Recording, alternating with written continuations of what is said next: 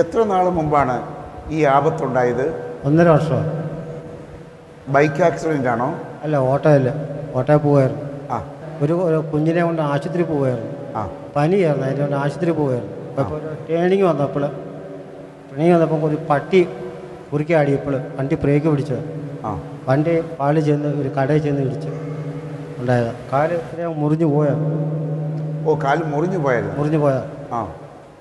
എന്നിട്ട് ഏത് ആശുപത്രിയിലാണ് ചികിത്സിച്ചേ? Ernakulam medical trust.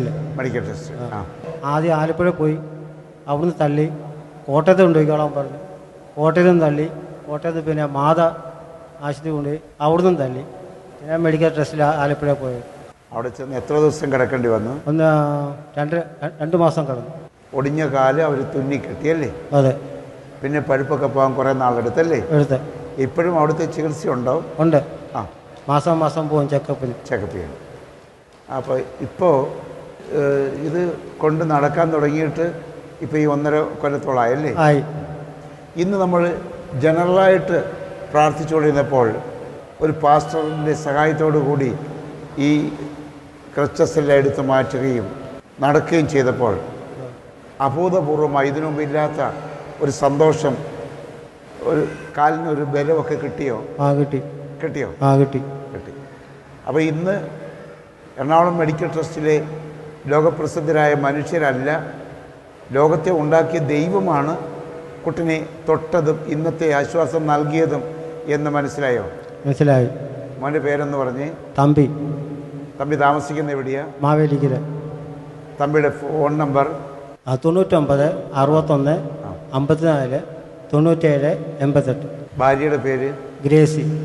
മക്കൾ എത്ര പേരാ? 3 പേര്, 2 പെണ്ണും 1 ആണും.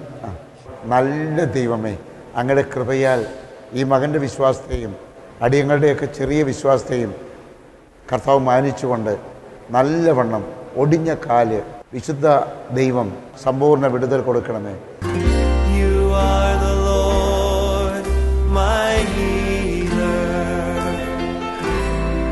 ഒടിഞ്ഞ് തകർന്ന കാലാണെന്ന് ഓർക്കണം, അതിനകത്ത് ബലമില്ല എന്ന് ഓർക്കണം. പക്ഷെ യേശു തൊട്ടത് മനസ്സിലായവർ കൈകൾ കൊട്ടി കർത്താവിനെ മറക്കപ്പെട്ടു.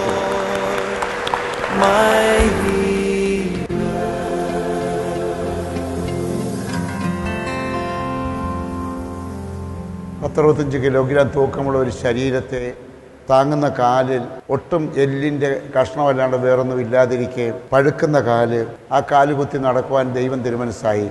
ഈ ദൈവത്തിന് ലാസറിനെ മരിച്ച കുഴിയിൽ നിന്നും 4-ാം ദിവസം എഴുന്നേൽപ്പിക്കാൻ സാധിച്ചുവെങ്കിൽ ഏത് അത്ഭുതവും ചെയ്യാം. പക്ഷെ വചനപ്രകാരം ഈ ദൈവത്തെ ഒന്ന് വിശ്വസിക്കണം.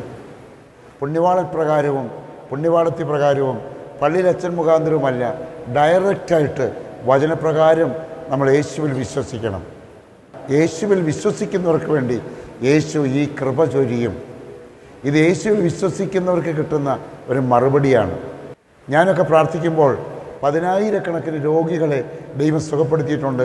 100-കണക്കിന് പിശാച് ബാധിതരെ ദൈവം സുഖപ്പെടുത്തിയിട്ടുണ്ട്. അത്ഭുതം, അടയാളം എന്നിവ ദൈവമാണ് പ്രവർത്തിക്കുന്നത്. അത് വിശ്വാസിക്ക് വേണ്ടിയിട്ടാണ്, നാട്ടുകാർക്ക് വേണ്ടിയിട്ടും എതിർക്കുന്നവർക്ക് വേണ്ടിയിട്ടുമല്ല, മഹാഭാവിക്ക് വേണ്ടിയിട്ടുമല്ല. പക്ഷേ മഹാഭാവിക്കും നാട്ടുകാർക്കും വിശ്വാസം കുറഞ്ഞവർക്കും വേണ്ടി ദൈവനാമ മഹത്വത്തിനായിട്ട് ദൈവം ചിലപ്പോൾ ചെയ്തേക്കാം ചില കാര്യങ്ങൾ. ദൈവത്തിന് ഇഷ്ടമാണെങ്കിൽ ദൈവം ചെയ്തേക്കാം.